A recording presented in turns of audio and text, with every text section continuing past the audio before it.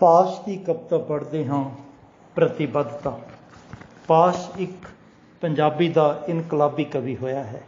ਇਨਕਲਾਬੀ ਕਵੀ ਉਹ ਹੁੰਦੇ ਹਨ ਜੋ ਸਮਾਜ ਦੇ ਵਿੱਚ ਵਿਸ਼ਾਲ ਪੱਧਰ 'ਤੇ ਵੱਡੀ ਗਿਣਤੀ ਦੇ ਵਿੱਚ ਜਿਹੜੀ ਆਮ ਜਨਤਾ ਹੈ ਉਹਦੇ ਦੁੱਖ ਤਕਲੀਫਾਂ, ਉਹਨਾਂ ਦੀਆਂ ਮੁਸ਼ਕਲਾਂ ਅਤੇ ਉਹਨਾਂ ਦੀ ਅਮੀਰਾਂ ਦੁਆਰਾ ਕੀਤੀ ਜਾ ਰਹੀ ਲੁੱਟ ਦੇ ਖਿਲਾਫ ਲਿਖਦੇ ਹਨ ਔਰ ਸਰਮਾਏਦਾਰੀ ਜਮਾਤ ਦੇ ਖਿਲਾਫ ਲਿਖਦੇ ਹਨ।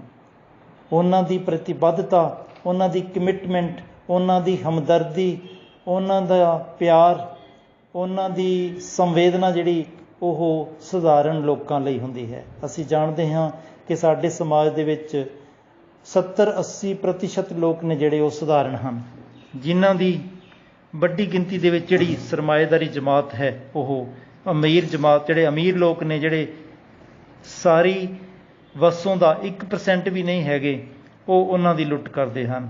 ਔਰ ਇਹਦੇ ਵਿੱਚ 20-25% ਲੋਕ ਨੇ ਜਿਹੜੇ ਉਹ ਮਿਡਲ ਕਲਾਸ ਹੁੰਦੇ ਨੇ, ਮੱਧ ਵਰਗੀ, ਜਿਹੜੇ ਅਸਲ ਦੇ ਵਿੱਚ ਹਮਦਰਦੀ ਤਾਂ ਮਜ਼ਦੂਰ ਜਮਾਤ ਨਾਲ ਰੱਖਦੇ ਨੇ, ਪਰ ਉਹਨਾਂ ਦੇ ਜਿਹੜੇ ਹਿੱਤ ਨੇ ਉਹ ਸਰਮਾਏਦਾਰੀ ਜਮਾਤ ਨਾਲ ਹੀ ਜੁੜੇ ਹੁੰਦੇ ਨੇ ਅਤੇ ਉਹ ਉੱਪਰ ਵੱਲ ਹੀ ਜਾਣਾ ਚਾਹੁੰਦੇ ਨੇ ਅਤੇ ਉਹਨਾਂ ਦੀ ਸਾਰੀ ਦੀ ਸਾਰੀ ਜਿਹੜੀ ਜ਼ਿੰਦਗੀ ਦੀ ਕੋਸ਼ਿਸ਼ ਹੈ ਉਹ ਉੱਪਰ ਵੱਲ ਜਾਣ 'ਤੇ ਲੱਗੀ ਹੁੰਦੀ ਹੈ।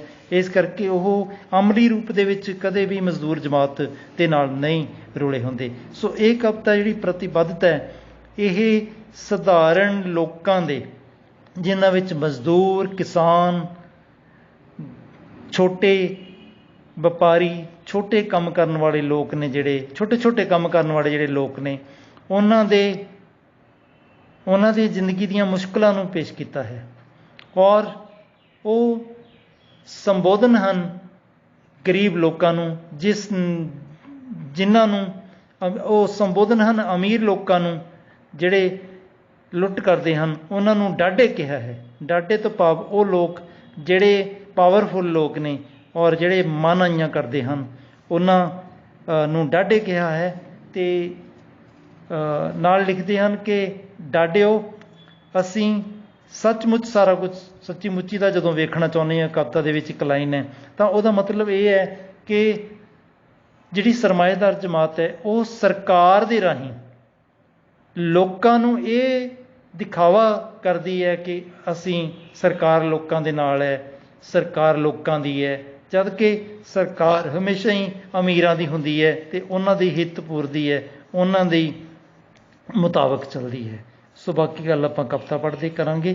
ਕਵਿਤਾ ਹੈ ਪ੍ਰਤੀਬੱਧਤਾ। ਅਸੀਂ ਐਵੇਂ ਮੁੱਚੀ ਦਾ ਕੁਝ ਵੀ ਨਹੀਂ ਚਾਹੁੰਦੇ, ਜਿਸ ਤਰ੍ਹਾਂ ਸਾਡੇ ਡੋਲਿਆਂ ਵਿੱਚ ਖੱਲੀਆਂ ਹਨ। ਐਵੇਂ ਮੁੱਚੀ ਦਾ ਭਾਵ ਦਿਖਾਵਾ। ਅਸੀਂ ਐਵੇਂ ਮੁੱਚੀ ਦਾ ਕੁਝ ਵੀ ਨਹੀਂ ਚਾਹੁੰਦੇ, ਜਿਸ ਤਰ੍ਹਾਂ ਸਾਡੇ ਡੋਲਿਆਂ ਵਿੱਚ ਖੱਲੀਆਂ ਹਨ, ਜਿਸ ਤਰ੍ਹਾਂ ਬਲਦਾਂ ਦੀ ਪਿੱਠ 'ਤੇ ਉੱਭਰੀਆਂ ਪ੍ਰਾਣੀਆਂ ਦੀਆਂ ਲਾਸ਼ਾਂ ਹਨ, ਜਿਸ ਤਰ੍ਹਾਂ ਕਰਜ਼ੇ ਦੇ ਕਾਗਜ਼ਾਂ ਵਿੱਚ ਸਾਡਾ ਸਹਿਮਿਆ ਅਤੇ ਸੁੰਗੜਿਆ ਭਵਿੱਖ ਹੈ। ਅਸੀਂ ਜ਼ਿੰਦਗੀ, ਬਰਾਬਰੀ ਜਾਂ ਕੁਝ ਵੀ ਹੋਰ ਇਸੇ ਤਰ੍ਹਾਂ ਸੱਚੀ ਮੁੱਚੀ ਦਾ ਚਾਹੁੰਦੇ ਹਾਂ, ਜਿਸ ਤਰ੍ਹਾਂ ਸੂਰਜ, ਹਵਾ ਅਤੇ ਬੱਦਲ ਘਰਾਂ ਅਤੇ ਖੇਤਾਂ ਵਿੱਚ ਸਾਡੇ ਅੰਗ ਸੰਗ ਰਹਿੰਦੇ ਹਨ। ਅਸੀਂ ਉਸ ਤਰ੍ਹਾਂ ਹਕੂਮਤਾਂ ਨੂੰ, ਵਿਸ਼ਵਾਸਾਂ ਅਤੇ ਖੁਸ਼ੀਆਂ ਨੂੰ ਆਪਣੇ ਨਾਲ ਨਾਲ ਤੱਕਣਾ ਚਾਹੁੰਦੇ ਹਾਂ। ਡਾਢਿਓ, ਅਸੀਂ ਸਾਰਾ ਕੁਝ ਸੱਚੀ ਮੁੱਚੀ ਦਾ ਚਾਹੁੰਦੇ ਹਾਂ। ਸੋ ਕਵਿਤਾ ਕਹਿੰਦੀ ਹੈ ਕਿ ਵੀ ਵਾਂਟ ਰੀਅਲ ਥਿੰਗਸ। ਜੇ ਵਾਅਦੇ ਨੇ ਤਾਂ ਰੀਅਲ ਹੋਣ, ਜੇ ਹਮਦਰਦੀ ਹੈ ਤਾਂ ਰੀਅਲ ਹੋਵੇ, ਜੇ ਗੌਰਮੈਂਟ ਸਹਾਇਤਾ ਕਰਦੀ ਹੈ ਤਾਂ ਸੱਚੀ ਮੁੱਚੀ ਦੀ ਸਹਾਇਤਾ ਹੋਵੇ, ਨਾ ਕਿ ਅਖਬਾਰਾਂ ਦੇ ਬਿਆਨਾਂ ਵਾਲੀ। ਅਸੀਂ ਉਸ ਤਰ੍ਹਾਂ ਦਾ ਕੁਝ ਵੀ ਨਹੀਂ ਚਾਹੁੰਦੇ ਜਿਸ ਤਰ੍ਹਾਂ ਸ਼ਰਾਬ ਦੇ ਮੁਕੱਦਮੇ ਵਿੱਚ ਕਿਸੇ ਟਾਊਟ ਦੀ ਗਵਾਹੀ ਹੁੰਦੀ ਹੈ, ਜਿਵੇਂ ਪਟਵਾਰੀ ਦਾ ਈਮਾਨ ਹੁੰਦਾ ਹੈ ਜਾਂ ਜਿਵੇਂ ਆੜ੍ਹਤੀ ਦੀ ਕਸਮ ਹੁੰਦੀ ਹੈ। ਅਸੀਂ ਫਿਰ ਕਵਿਤਾ ਕੀ ਕਹਿੰਦੀ ਹੈ ਕਿ ਕੀ ਚਾਹੁੰਦੇ ਹਾਂ? ਅਸੀਂ ਚਾਹੁੰਦੇ ਹਾਂ ਆਪਣੀ ਤਲੀ 'ਤੇ ਕੋਈ ਇਸ ਤਰ੍ਹਾਂ ਦਾ ਸੱਚ, ਜਿਵੇਂ ਗੁੜ ਦੀ ਪੱਤ ਵਿੱਚ ਕਣ ਹੁੰਦਾ ਹੈ, ਜਿਵੇਂ ਮਿਲਣੀ ਸਮੇਂ ਮਹਿਬੂਬ ਦੇ ਹੋਂਠਾਂ 'ਤੇ ਕੋਈ ਮਲਾਈ ਵਰਗੀ ਚੀਜ਼ ਹੁੰਦੀ ਹੈ। ਅਸੀਂ ਨਹੀਂ ਚਾਹੁੰਦੇ ਪੁਲਿਸ ਦੀਆਂ ਲਾਠੀਆਂ 'ਤੇ ਟੰਗੀਆਂ ਕਿਤਾਬਾਂ ਨੂੰ ਪੜ੍ਹਨਾ। ਸੋ ਪਿਆਰੇ ਬੱਚਿਓ, ਤੁਹਾਨੂੰ ਪਤਾ ਹੈ ਕਿ ਪੁਲਿਸ ਦੀਆਂ ਲਾਠੀਆਂ 'ਤੇ ਟੰਗੀਆਂ ਹੋਈਆਂ ਕਿਤਾਬਾਂ ਨੂੰ ਕਿਤੇ ਪੜ੍ਹਿਆ ਜਾ ਸਕਦਾ ਹੈ। ਸੋ ਇਸੇ ਤਰ੍ਹਾਂ ਹੀ ਸਧਾਰਨ ਲੋਕ ਕਹਿੰਦੇ ਹਨ ਕਿ ਅਸੀਂ ਇਸ ਤਰ੍ਹਾਂ ਦਾ ਕੁਝ ਵੀ ਨਹੀਂ ਚਾਹੁੰਦੇ ਕਿ ਸਾਡੀਆਂ ਸਧਰਾਂ ਨੂੰ ਤੁਸੀਂ ਆਪਣੀਆਂ ਲਾਠੀਆਂ 'ਤੇ ਟੰਗਿਆ ਹੋਵੇ ਅਤੇ ਅਸੀਂ ਮਜਬੂਰੀਆਂ ਦੇ ਵਿੱਚ ਕੁਝ ਕਰੀਏ। ਸੋ ਅਸੀਂ ਪੁਲਿਸ ਦੀਆਂ, ਅਸੀਂ ਨਹੀਂ ਚਾਹੁੰਦੇ ਪੁਲਿਸ ਦੀਆਂ ਲਾਠੀਆਂ ਤੇ ਟੰਗੀਆਂ ਕਿਤਾਬਾਂ ਨੂੰ ਪੜ੍ਹਨਾ।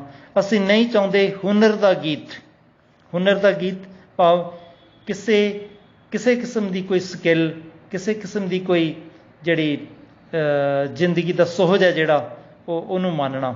ਅਸੀਂ ਨਹੀਂ ਚਾਹੁੰਦੇ ਹੁਨਰ ਦਾ ਗੀਤ ਫੌਜੀ ਬੂਟਾਂ ਦੀਆਂ ਟਾਪਾਂ 'ਤੇ ਗਾਉਣਾ। ਅਸੀਂ ਤਾਂ ਰੁੱਖਾਂ ਉੱਤੇ ਛਣਕਦੇ ਸੰਗੀਤ ਨੂੰ ਸਧਰਾਏ ਹੋਏ ਪੋਟਿਆਂ ਨਾਲ ਛੂਹ ਕੇ ਦੇਖਣਾ ਚਾਹੁੰਦੇ ਹਾਂ। ਸੋ ਅਸੀਂ ਐਵੇਂ ਮੱਛੀ ਦਾ ਕੁਝ ਨਹੀਂ ਚਾਹੁੰਦੇ। ਜਿਸ ਤਰ੍ਹਾਂ ਸਾਡੇ ਡੋਲਿਆਂ ਵਿੱਚ ਖੱਲੀਆਂ ਹਨ, ਜਿਸ ਤਰ੍ਹਾਂ ਬਲਦਾਂ ਦੀ ਪਿੱਠ 'ਤੇ ਉੱਭਰੀਆਂ ਪ੍ਰਾਣੀਆਂ ਦੀਆਂ ਲਾਸ਼ਾਂ ਹਨ, ਜਿਸ ਤਰ੍ਹਾਂ ਕਰਜ਼ੇ ਦੇ ਕਾਗਜ਼ਾਂ ਵਿੱਚ ਸਾਡਾ ਸਹਿਮਿਆ ਤੇ ਸੁੰਗੜਿਆ ਭਵਿੱਖ ਹੈ। ਸੋ ਇਹ ਹੈ ਕਵਿਤਾ ਪ੍ਰਤੀਬੱਧਤਾ, ਜੋ ਅਵਤਾਰ ਸਿੰਘ ਪਾਸ਼ ਦੀ ਲਿਖੀ ਹੋਈ ਕਵਿਤਾ ਹੈ। ਬਹੁਤ ਬਹੁਤ ਧੰਨਵਾਦ।